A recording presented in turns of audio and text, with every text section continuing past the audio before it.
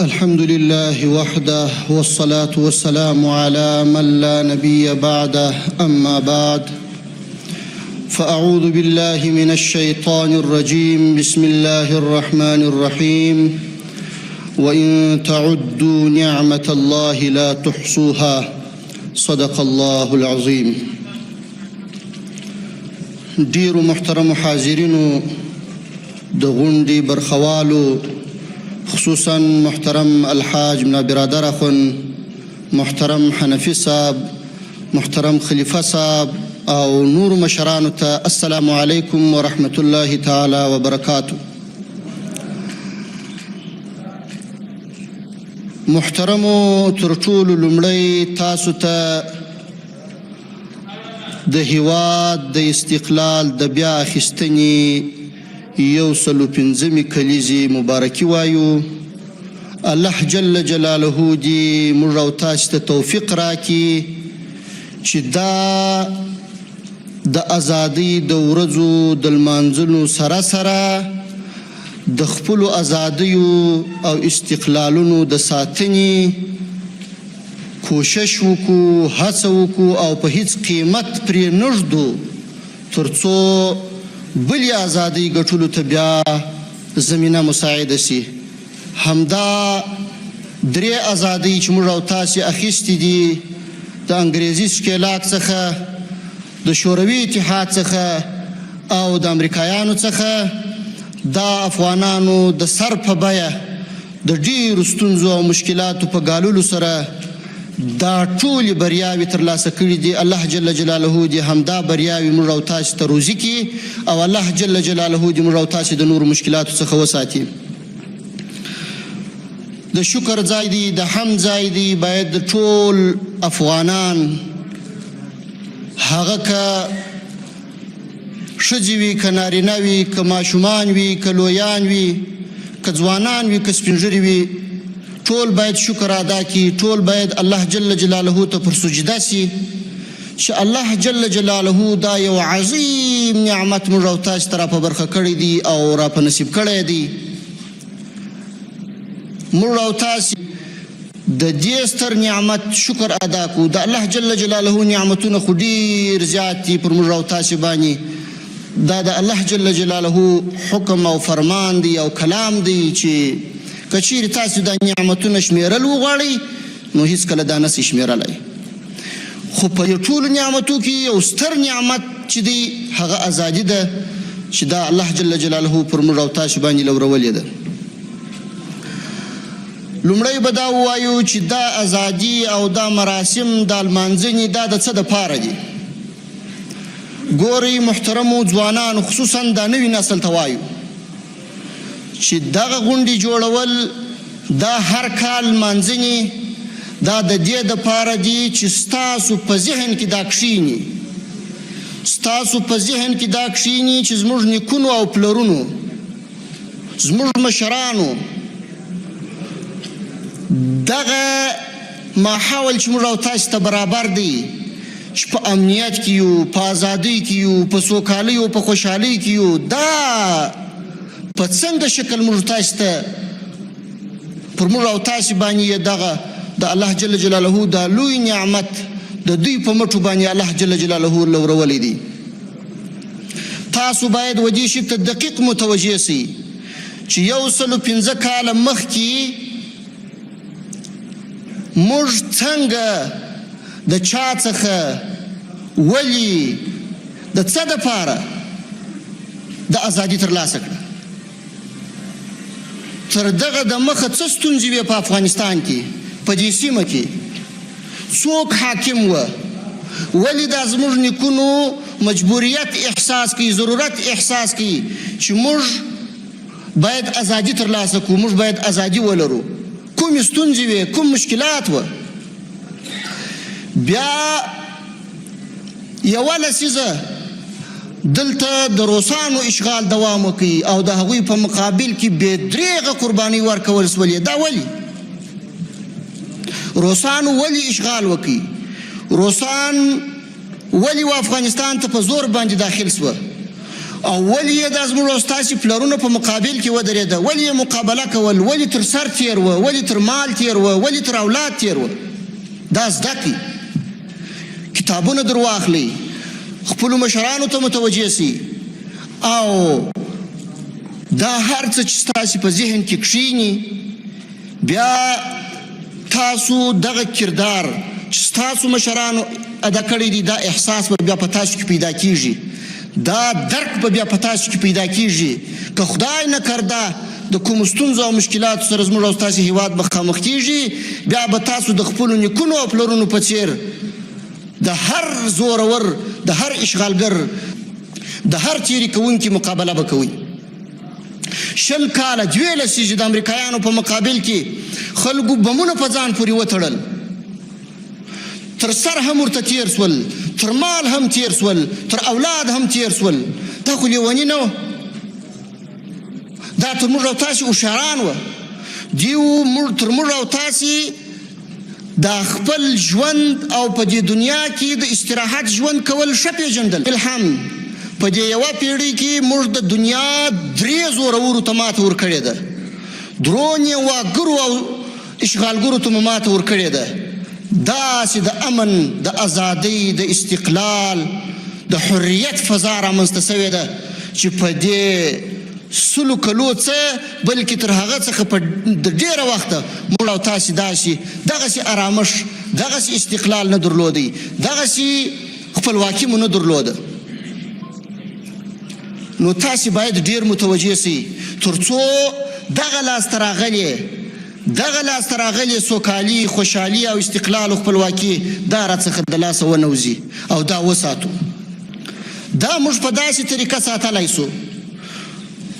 ګورئ، د افغانستان مجاهد ولس تاسې ته وایم چې خپل په منځ کې وحدت ټینګ کړي، اخوت یو د بل سره ورورګلوي اختیار کړي، قومي تعصبات، ژبني تعصبات او سمتي تعصبات دا ټول ترک او تر شا وغورځوئ. د هر ژبې، د هر قوم او د هر سمت چې یاست پر کلمه د لا اله الا الله محمد رسول الله سره راجمع سئ، او پر دې کلمه چې دا هیواد زموږ او ستاسو د ټولو مشترک هیواد دی. موږ مسلمانان یو، موږ افغانان یو، موږ خپلواک قوم یو، موږ نه د چا فرمایش منو، موږ نه د چا په فرمایش باندې حکومت منو، نه د ګوډاګیانو حکومت منو، نه د پردیپالو حکومت منو. دلته موږ د خپلو ویاړلو قهرمانانو حکومت منو، څوک چې نه د چا تر تاثیر لاندې دي، نه د چا فرمایش منلی دی، نه د چا په حق کې تجاوز کړی دی، بلکې یوازې د خپلې خاورې او د خپل دین څخه دفاع کړې ده، او موږ تاسې ته یې دا حریت را بخښلی دی. دشمنانو ته ځای مه ورکوئ، مې په فکر کې ځای ورکوئ، په دماغ کې مه، په کور کې ځای ورکوئ، مه په غره کې ځای ورکوئ، مه په ریګو کې ځای ورکوئ، مه پر هواره ځای ورکوئ. د کندهار او هلمند ولس ته وایم چې مه په ریګو کې هېڅ داسې دښمن پرېږده چې هغه د افغانستان د دې پاک اسلامي نظام دښمن وي، ستا د دې خاورې دښمن وي، ستا د هیواد دښمن وي، ستا د دین او ستا د عقیدې دښمن وي. د کونړ او نورستان ولسونو ته وایم چې ستاسو په غرو او ځنګلونو کې چاته ځای مه ورکوئ چې هغه د دې نظام په مقابل کې توپک راواخلي. د بدخشان ولس ته وایم، د پنجشیر ولس ته وایم چې ګورئ، دا نعمت الله جل جلاله تر ډېرو سترو قربانیو او ستړیا وروسته موږ تاسو ته رابښلی دی، موږ تاسو ته یې را په برخه کړی دی. ګورئ چې خطا نه سئ، ګورئ چې د ځینو ګوډاګیانو په فکر، د ځینو ګوډاګیانو په غلطو تبلیغاتو باندې خطا نه سئ، په فکر کې هېڅ ځای و غلطو تبلیغاتو ته مه ورکوئ. دا نظام ستاسو کور دی، دا نظام دا ستاسو د ورونو نظام دی، ستاسو د منځه څخه راټوکېدلی نظام دی. په دې کې هېڅ پردي حاکم نه دی، په دې کې هېڅ پردي پال ځای نه لري. دا نظام زموږ او ستاسو د ټولو ګډ او مشترک نظام دی، او په ګډه به یې ساتنه کوو، او هېڅکله به هم کوم تبعیضي چلند ته ځای نه ورکوو په دې نظام کې. پر دې نظام باندې اعتماد وکړي، پر دې نظام باندې باور وکړي. دغه پروپاګند چې نن یې هغه دښمنان چې 20 کاله په افغانستان کې زور وازمایه او زور یې وبسو، نن کوشش کوي چې په یوه او بل نامه باندې مختلف تبلیغات کوي. د اشخاصو په وړاندې یې هم کوي، په مقابل کې یې هم کوي، د نظام په مقابل کې یې هم کوي. کله یو قسم پروپاګند او تبلیغات کوي، کله بل قسم پروپاګند او تبلیغات کوي. دا غوږ ته مه پرېږدئ او پر دې کلمه باندې متحد سي چې دا نظام د افغانانو نماینده نظام دی، دا د نظام د افغانانو خپل نظام دی او دا به زموږ اقتصاد را رغوي، دا به زموږ سړکونه را رغوي، دا به زموږ هر هغه ضرورت چې موږ یې لرو په هر برخه کې چې یې لرو هغه پوره کوي. وخت ورکوي، دا وخت ته اړتیا لري. د ټولې نړۍ د خوا نظرونه دلته متوجه دي او نه غواړي چې افغانستان په دغسې یو حالت کې دوام وکړي، خو موږ او تاسې به په مېړانه مقابله کوو او داسې په زغرده به جواب ورکوو چې هر دښمن هغه که د پردیو د خوا د خارجانو د خوا غولول سوی کوم افغان وي او که خپل خارجان وي، هر چاته به په زغرده جواب ورکوي چې ګورئ نور موږ په افغانستان کې ګډوډي نه غواړو، ګورئ نن موږ نور په افغانستان کې موږ قتل و قتال و جنګ و جدل نه غواړو، نن په افغانستان کې تر دې وروسته موږ په خپل منځو کې وژنه نه غواړو، نور په افغانستان کې موږ د یو بل په وړاندې اختلافات او ستونزې او مشکلات نه غواړو. نن موږ سره رایوځای سوي یو، سره متحد سوي یو، یو د بل ورونه ګرځېدلي یو، هر څه مو تیر مو هیر کړي دي، هر څه مو شاته غورځولي دي، په یو نوي فکر باندې راوړاندې سوي یو. نور ستاسې تبلیغات، ستاسې پروپاګند دلته ځای نه لري. مجاهدینو ته وایو چې دا اولس مجاهد اولس دی، دا کړېدلی اولس دی، کورونه یې بمبار سوي دي، بازارونه یې بمبار سوي دي، کلینیکونه یې بمبار سوي دي، مکتبونه او مدرسې او جامعې او مساجد یې بمبار سوي دي. داسې کور به نه وي چې هغه ته صدمه نه یې رسېدلې. دا ډېر کړېدلی ولس دی، دا ډېر مظلوم ولس دی. پام چې در څخه زهیر نسي. که مسؤلین یاست، که عسکر یاست، که په اردو کې یاست، که په پولیسو کې یاست، که په استخباراتو کې یاست، د چیک پاینټ طالبه عسکر پولیس اردو تا ته وایم چې ګوره دا ستا یو ښه کلام ورین تندی دا د ټول نظام نمایندګي کوي. ګوره چې دا نظام و د خپل اولس ته و د مظلوم اولس ته بد معرفي نه کې، ښه چلند ورسره کوه. که یې غلطي وکړه پروا نه کوي، په خندا جواب ورکوه. که یې سهوه وکړه، که یې ستا په حق کې تجاوز وکړي پروا نه کوي. ستا توپک په لاس کې دی، ستا سره عجز عاجزي ښه خوند کوي، ستا سره تکبر خوند نه کوي، ستا سره د انتقام اخیستنه خوند نه کوي، ستا سره مقابله خوند نه کوي. ته د چا سره مقابله کوې؟ هغه اولس چې پرون یې تا ته په کور کې ځای درکړی و، هغه اولس چې پرون یې ته تر هدفه رسولې، هغه اولس چې ته په چاپه کې د اشغالګرو سره د مقابلې په وخت کې په خپل کور کې ساتلې، په خپل کور کې یې لار درکول، د خپل ګودر تر غاړه تا ته د تېرېدو موقع درکول او د کمین نیولو موقع درکول، د مین د پټولو موقع درکول، تا ته یې مینونه جوړول، راځغلولې، درته برابرولې. دا هغه ولس دی. د دې احترام وکړي، عزت یې وکړي، په کامله معنا یې عزت او احترام وکړي. ګورئ چې دا نظام چې دی تاسو یې نمایندګان یاست د دې ولس په وړاندې. نه هر ورځ زه د ولسي خلکو سره مخامخ کېدلی سم، نور سره مخامخ یم، نه یو بل مشر ورسره مخامخ کېدلی سي، نه محترم امیر المؤمنین صاحب، نه رئیس الوزرا صاحب، نه نور وزیران صاحبان، نه قمندانان مخامخ کېدلی سي. د دې ټولو نمایندګان تاسې یاست. ته چې پر چک پوینټ ولاړ یې، ته چې په پوسته کې ناست یې، ته چې په ټاور کې ناست یې، ستا سره به دا فکر در سره وي چې دغه کس چې دا روان دی او هغه حق چې د تلاشي یې زه لرم هغه باید دی ما ته راکړي او په ښه ورین تندي باندې غوښتنه ورڅخه وکړي، په ښه اخلاقو باندې. کېدلی سي دا د یو شهید پلار وي، کېدلی سي دا د یو شهید یتیم وي، کېدلی سي دا د یو شهید ورور وي، کېدلی سي یو زنانه ده چې دا بوره وي، کونډه وي، کېدلی سي چې دا د یو مظلومې کورنۍ څخه وي. پام چې در څخه زهیر نسي دا ولس.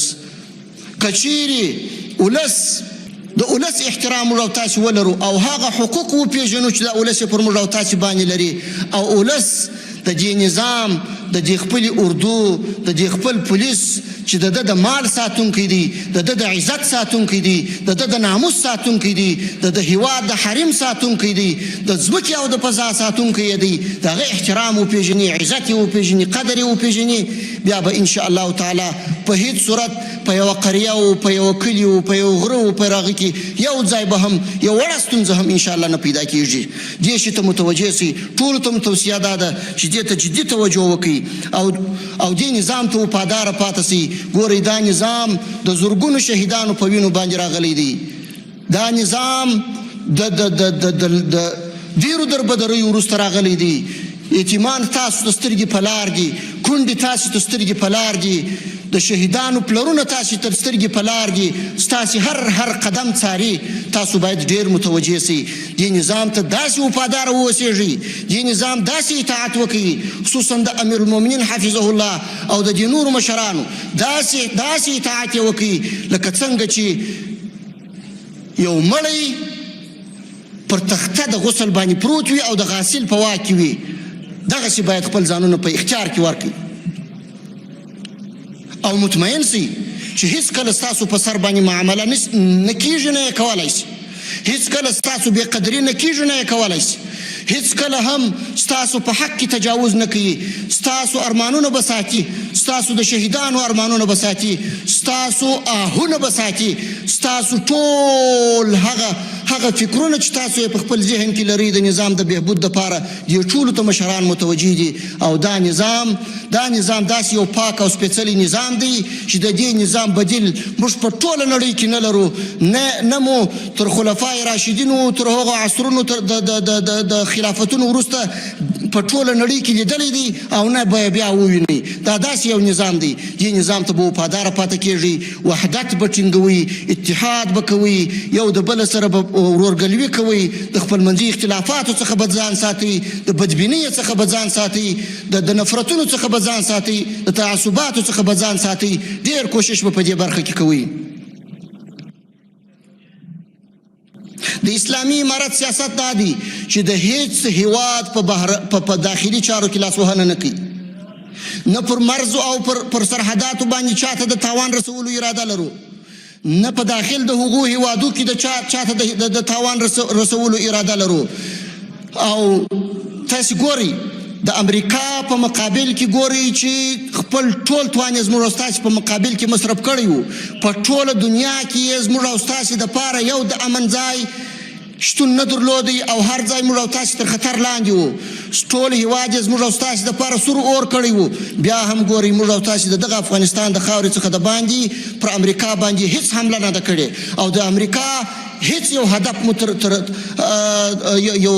دوی یو هدف مو نه دی په نښه کړی، یو ځای مو حمله نه ده باندې کړې، تجاوز مو نه دی کړی. ټوله مقابله مو په همدې افغانستان کې ورسره وکړله. نو اوس هم موږ خپل حق غواړو، چاته تر خپل حق نه تیریږو، په هیڅ صورت نه تیریږو. نه په داخلي چارو کې چاته د لاسوهنې اجازه ورکوو، نه په خارجي سیاست کې چاته د لاسوهنې اجازه ورکوو، نه په کورنیو چارو کې د لاسوهنې اجازه چاته ورکوو. زموږ په تعلیمي ډګر کې چې څه پالیسي وه دا به خپله پالیسي وي. په نظامي میدان کې کوم چې مو کومه پالیسي وه د اردو په روزنه کې دا به مو خپله پالیسي وي، هېڅ چاته به یې په واک کې نه ورکوو. او همداسې په سیاسي برخه کې به موږ او تاسې خپل سیاست هیڅ چاته په واک کې نه ورکوو او نه مو ورکړی دي. کله و حاشا، هېڅ کله دا نشي کېدلی. د نړۍ و ټولو هیوادونو ته وایو زورور دي که کمزوري دي، چې ګورئ تاسې دا واورئ او ښه په فکر او